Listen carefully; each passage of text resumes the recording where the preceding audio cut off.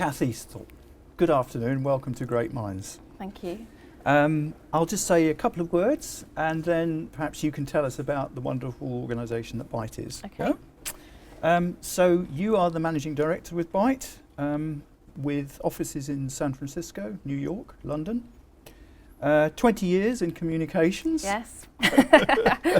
And your emphasis nowadays is on communications, content and social agency. Yeah. Okay, so tell us about BITE. Tell us about the real BITE. So yeah, we specialise now in communications, content and social media. That's our kind of focus. We reset that as kind of our agency focus and philosophy about 18 months ago now. We've got 50 people in London and I run the London office and have a counterpart who runs North America. We're based in an fantastic old bus station in West London. Yeah. All open plan, all designed for collaboration. All of our biters are annoyingly young, annoyingly bright, very, very smart, and our values are all around being completely up for it at all times. So that hopefully gives you a sense of the openness and the culture and the spirit of the agency. Everything we do kind of is orientated around storytelling and content these days, obviously in the changing world of kind of modern marketing and communications. We have 3 practices. We have a business practice which does corporate communications and B2B communications, consumer practice, consumer communications, and we have an ever-growing content studio. So that is a real eclectic mix of lots of on-staff journalists, lots of designers, we've got an art director there, creative director, social media and digital team, and they are part of, I guess, of the future of the agency in terms of delivering innovative content projects, whether that's kind of visual or written projects on behalf of our clients, and they also have sort of dedicated accounts. And I think a couple of more things, if you don't mind, about the wonderful world of BITE. Yes. We talk about, in terms of kind of what we do to help clients, we help them rethink their brand story to help them stand out from the crowd and build differentiated positions in the marketplace. We actually pride ourselves on reducing the amount of content they produce. We are very anti-content pollution. There's way too much of it, so we help them focus in on actually the story they want to tell and the channels through which they tell it. And then we remix the way that they communicate. So what are the channels and what are the creative ideas to kind of take that content out there in an impactful way. So that's, I guess, a little bit about our philosophy. And we aspire to work with the most progressive CMOs and communications directors of brands that are innovating in their fields and disrupting markets. So we absolutely love working with entrepreneurs, but we equally love working with FTSE 100 companies that might want to change the way they communicate and be seen as more of a challenger brand, I guess. So our clients are from startup to FTSE 100. So we have everyone from Amazon and GoDaddy, Canary, SurveyMonkey, right up to kind of Sage, which is a FTSE 100 brand, which kind of people will know on the kind of corp communication side. So that's probably enough of an intro. No, that's good. That's great. And it's a success story too. I think you were talking about growth earlier on. Yes, we've had, I think, and you were also talking about how some of the mistakes that you make also kind of you really learn from them. And I personally believe it's singly the most exciting time to be in public relations and communications and social media. Maybe we can talk a bit more about that. But I think the whole landscape that we worked in has changed, certainly over the 20 years that I've been working in it. And I just think the opportunity is now. And I guess about 18 months ago, we realised that we were trying to be all things to all people. You read so much on the internet. You can read reams of listicles on BuzzFeed and reams of articles that just think that you need to be able to do everything as an agency. And I think we fell a little bit into that trap. And so about 18 months ago, we reset everything from who we are, you know, what we want to be known for, the type of people that we want to be a biter, as we call them, and the type of brands that we want to work with that will inspire the people that come to work at the agency. And since then, and I think it's all down to focus of doing fewer things well, we've had a most successful financial period. We're going into the fourth quarter and it's looking good for double-digit growth this year, and we're highly profitable, and we've got good staff retention because people enjoy the work that we do, and we're much more discerning but not arrogant about the brands that we work with. That's excellent. That's excellent. So, moving more towards an industry perspective, what do you see as some of the key challenges? There are lots of challenges, lots of challenges. And opportunities, therefore. And opportunities. And I guess I just touched on one of them. I think actually knowing where to focus. I think that, you know, part of the challenge is we compete with, you know, it used to be in a PR agency that you just got given a client story, you created a client story, and then you went out and you generated coverage, and that was absolutely fine. You just worked in your little bubble and it was fantastic, and you were measured on the volume of coverage. And obviously that is just a world away from where we are now. So where we were competing with PR agencies kind of, you know, up until 10 years ago, we are now competing with pure content agencies, digital agencies, advertising agencies. Everyone wants a piece of the client pie. So I think there is a danger, as I say, to try to be all things to all people and try to do a little bit of everything. And I think clients get confused by that because they don't actually know who you are or which part of the problem you can help them solve. So I think that's one of the challenges, kind of, you know, helping clients understand what you do and knowing really truthfully what you do and saying no to more things. I think there is, you know, there's a challenge and opportunity in helping clients to break down the silos that exist within their organisations. And, you know, what you learn over the course of time is, this sounds obvious, but every single client brief is different now. As I say, it used to be a very straightforward thing that they would come to you with. And you have to be able to provide the right bespoke team to every client's brief. And you have to be able to go into a client organisation and help them change the way that they think and join some of the dots together that they may, you know, in big organisations, they have departments for, you know, marketing, communications, kind of social media, digital, and social doesn't ever sit with the same personal department in each client. So part of the opportunity is to go in and understand what is that single story that you're trying to tell across all of the channels, and whether that's a sales, you know, you're talking direct to your customers, or whether you're talking to influencers or media, and how do you basically help them cut through the noise and have a greater impact. So, and then you've got to fight with all of the other agencies who play dirty sometimes, and try to rise above it and work out how you can collaborate in the best possible way for the greater good of the client. So there are probably a million challenges, which makes it, I think, an exciting opportunity. Okay. I'll come back to perhaps one that certainly I see a lot in my teaching, and very big demand for students, which is around digital business. So you talked about an office which is bubbling with different disciplines and skills and mindsets, which must be very difficult to hold together, but you're clearly doing it well. The whole digitalization of communications, big data, the Internet of Things, all those kind of things. Are you finding big skill shortages in that area? It is difficult to sometimes know where to start. I think, without a doubt, given all of the things that you've just talked about, I think if you, there's, I guess, two skills you need. You need the people that can understand the data and interpret it, and so they are people that aren't traditionally, or haven't traditionally been comms folks. They are people with more mathematical minds and maybe more scientific backgrounds that can interpret that data.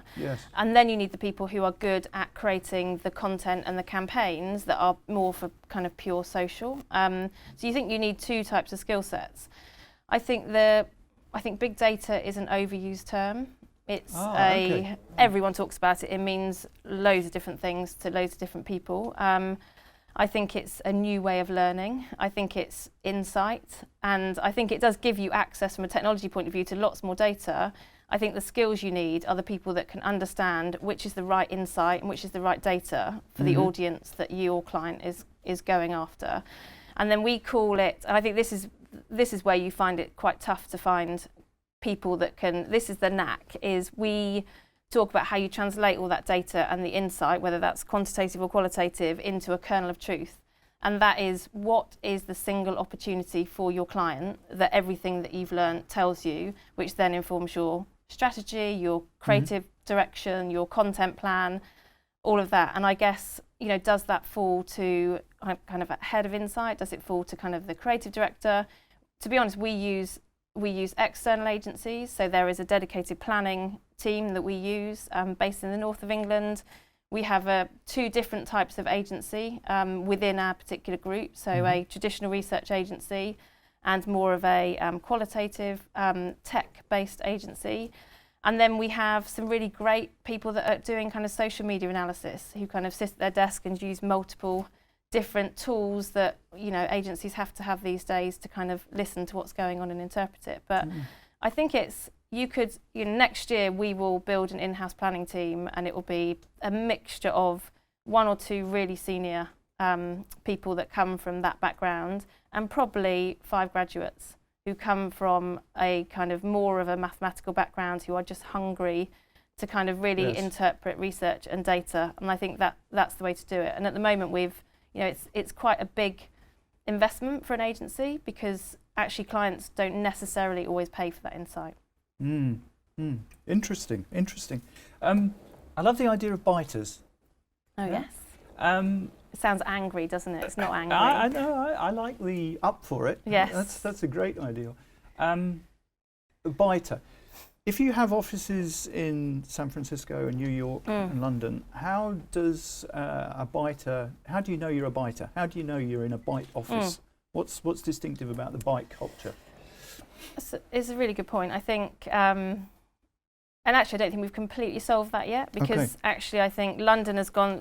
We've actually reset the culture relatively kind of independently, and there is a new head of San Francisco and New York that's just joined from another agency.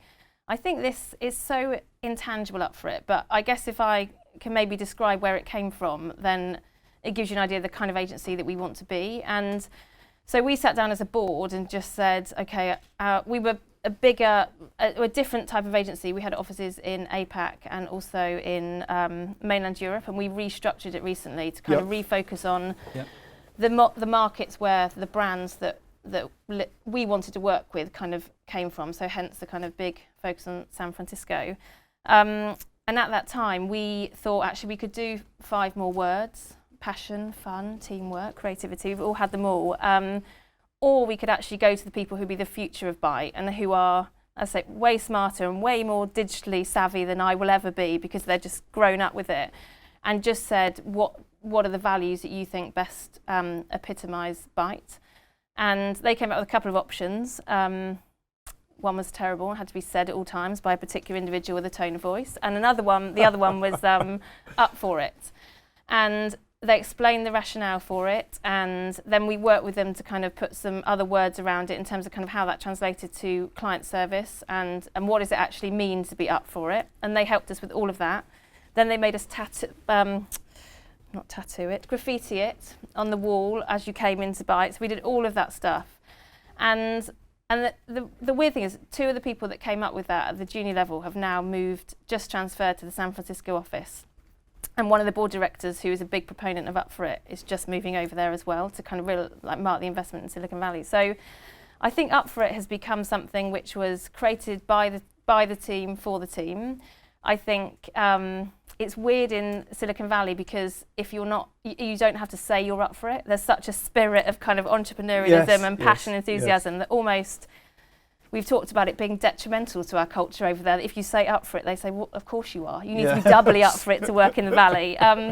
But I think I can't put my finger on it, but it's so perfect for Byte that we start to use it in our vernacular.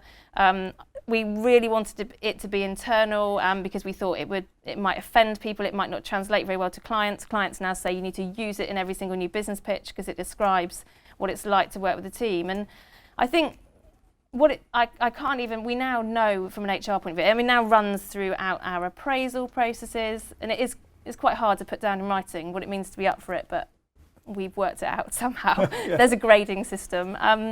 And I think this spirit of Up For It, whether that's what they call it in San Francisco, will live on, because actually we do try to move people about quite a bit. And the people that are going over to San Francisco are some of our finest thinkers and brains and young talent that will be, the future kind of senior management team of the agency.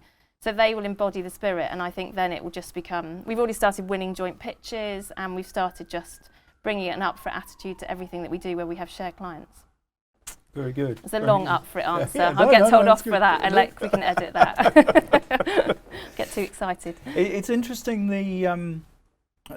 you're saying some interesting things about the selection of the brands that you want to be with. You're also talking about San Francisco, London, New York to a lesser extent, and you also talked about retreating from certain geographic regions. So what are your global ambitions?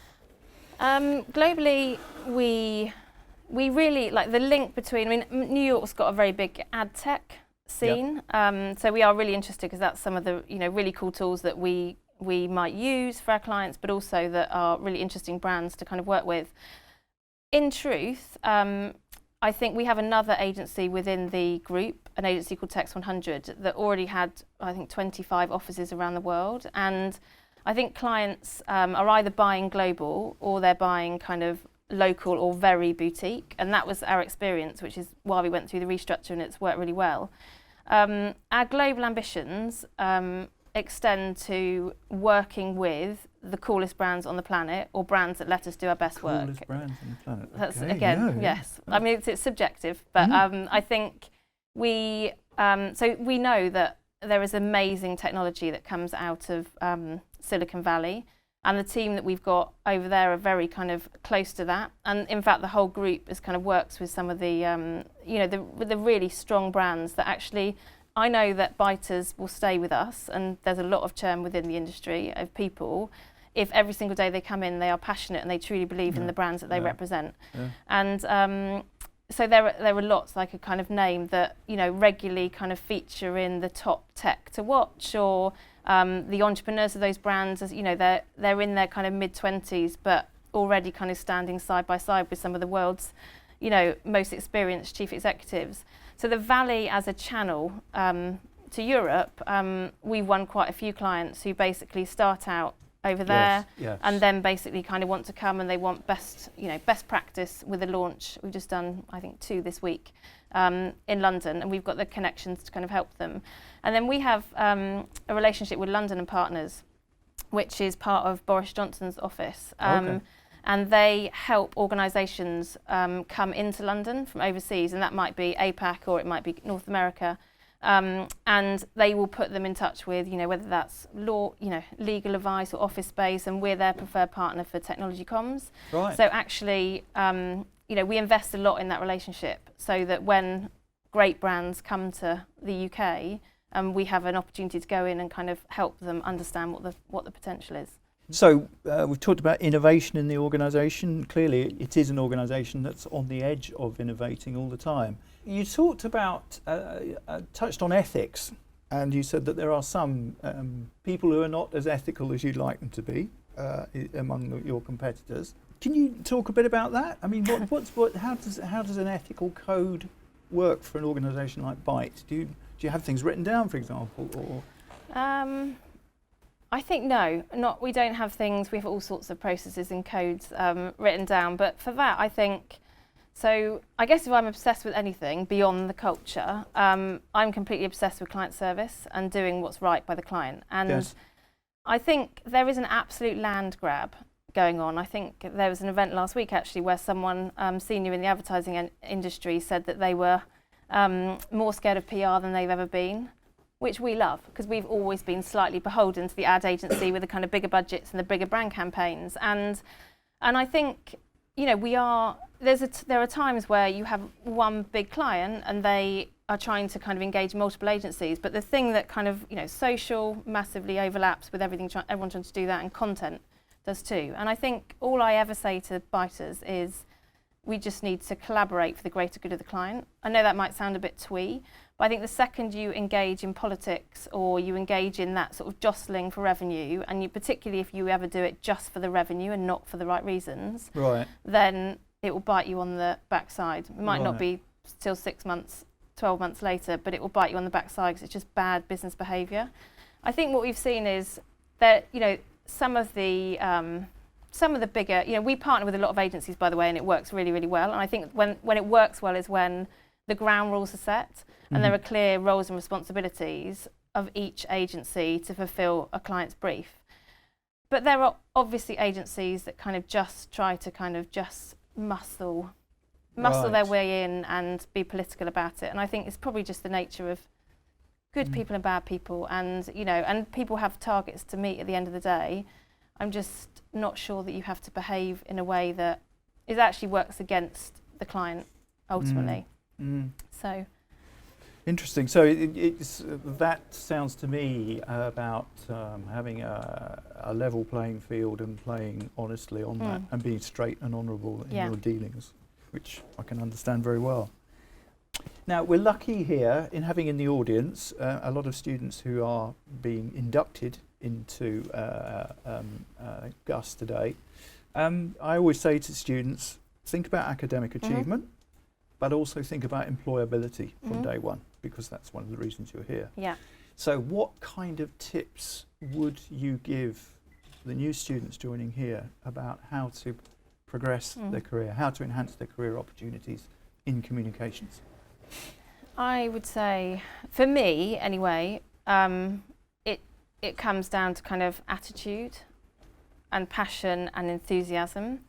And I know that feels like it's stating the bleeding obvious, but actually you'd be amazed. We have a strong intern programme, and interns are incredibly valuable to us. And actually we've just started taking third year students, which we'd never done before, and that's been a raging success but I think not every intern comes in with the right, or graduate comes in with the right attitude. Right. And there is there's often just an expectation that you're going to work on the very best projects from the get-go. Yeah. I think an enthusiasm for your subject.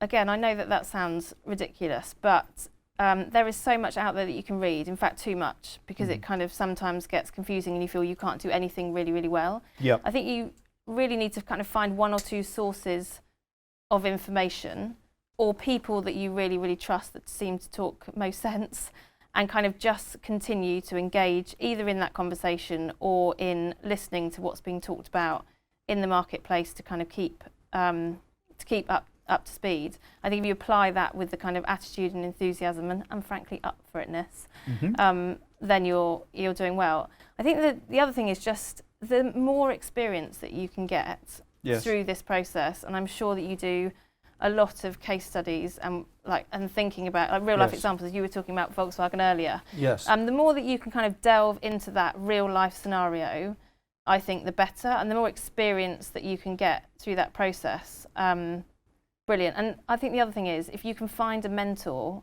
there are many, I don't know, I think that people would give up their time to help the next generation of communicators coming through. So I think don't be afraid to ask as you're going through your kind of studies, to see whether there's someone in an agency environment or someone in a senior comms role that would be prepared to kind of help you along the way.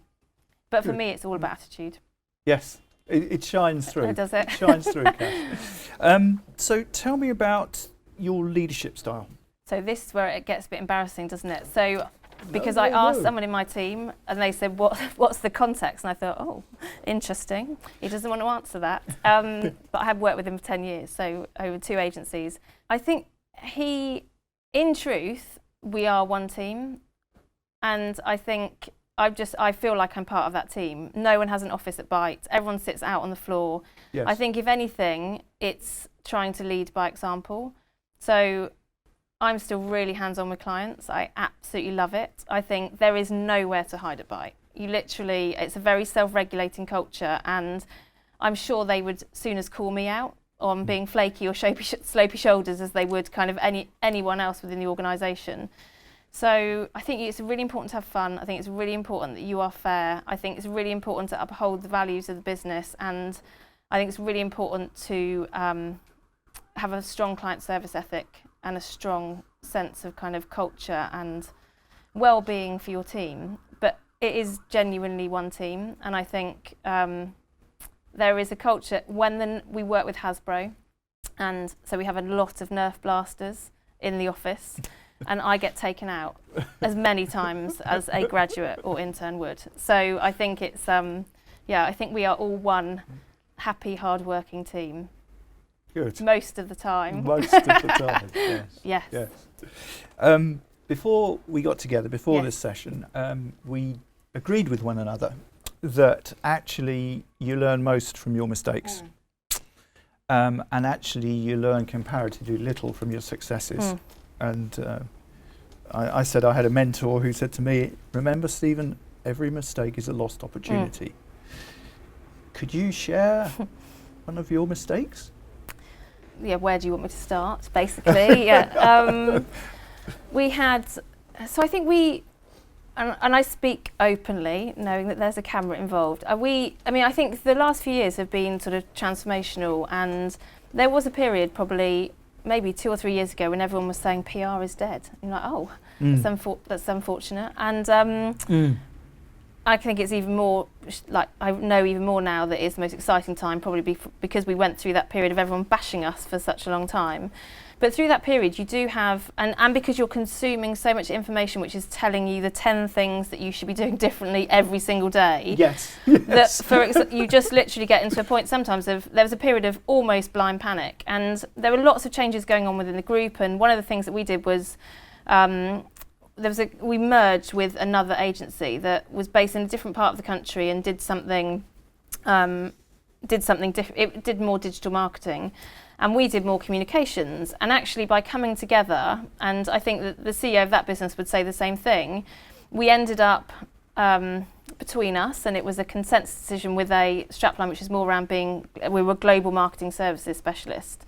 And that frankly meant nothing to their clients, and it meant nothing to our clients.